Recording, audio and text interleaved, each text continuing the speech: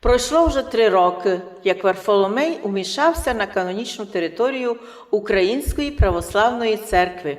Який результат можуть мати такі організатори цього діяння? Нині по прошествию 3 років з моменту одречення патріарха Коснопольського Варфоломея від собственних завірень, коли він признавав нашу церкву канонічною, і церковних канонів, котрі він грубо нарушив свою інтервенцію на канонічну територію Української православної церкви, і представлення політично мотивованого Томаса, це не була б церковна потреба, це була груба антиукраїнська, я би сказав, антицерковна мотивована політика. Це Томас був бумажка, яка нічого не стоїть, розколом між громадянами України. Хто ж підбурює? Чому?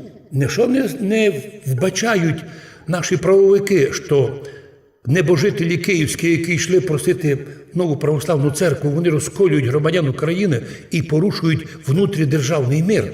Це основа для судебних розбирательств. А ні, вони тепер об'явили їх святими. А хто їх критикує, от той і буде сужений. Знаєте, коли емоції відляглися, то ми кажемо, ніщо їм не вийшло. Навпаки, люди побачили, чиновники при Радянському Союзі, тобто діди сьогоднішніх націоналістів при владі, били наших людей, щоб до церкви не йти. А їхні внуки сьогодні при владі б'ють наших людей силу наганяти у нову їхню чиновничу церкву, яка відношення до автокефальності не має. І це любий діалог може доказати. А навпаки, наша православна українська церква на чолі із блаженнішим митрополитом Онуфрієм виросла, зміцнилася. І, саме головне, люди не пішли, наприклад, бити ПЦУ. Навпаки, захищають свої церкви, хоча є всі можливості і судові, і фізичні, поставити на місто цих розв'язавшихся конфліктарів, підбурювачів і порушників миру і спокою в Україні. Про це дуже широко і добре розказав замглави відділу внешньоцерковних зв'язків УПЦ протоієрей Ніколай Данілевич. Так, він великолепно показав, що все-таки вони, то ті чиновники, не зуміли зробити свою справу, бо змінився президент, за що і покараний був предыдущий президент, що вмішався в релігію. Ну, як буде сьогоднішня влада діяти, ми поки не знаємо. Ну, буде видно, на що вони розраховують, по крайній мірі. В Закарпатті ми держимо мир міжконфесійний, міжнаціональний. І як би це не любилося провокаторам і підбурювачам, ми напоминаємо, за 30 років в Закарпатті не було ні закликів до сепаратизму, ні закликів до міжнаціональної або міжконфесійної війни. Не було.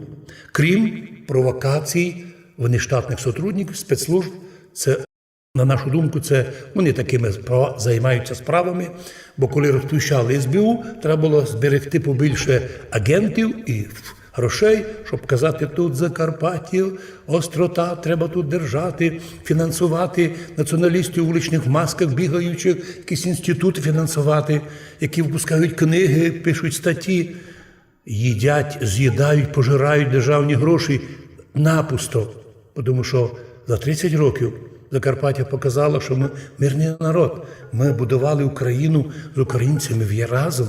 Це дім наш общий, не лише український, а й русинський. Русини збудували собі церкву, збудували собі державу, і в ній хочуть жити.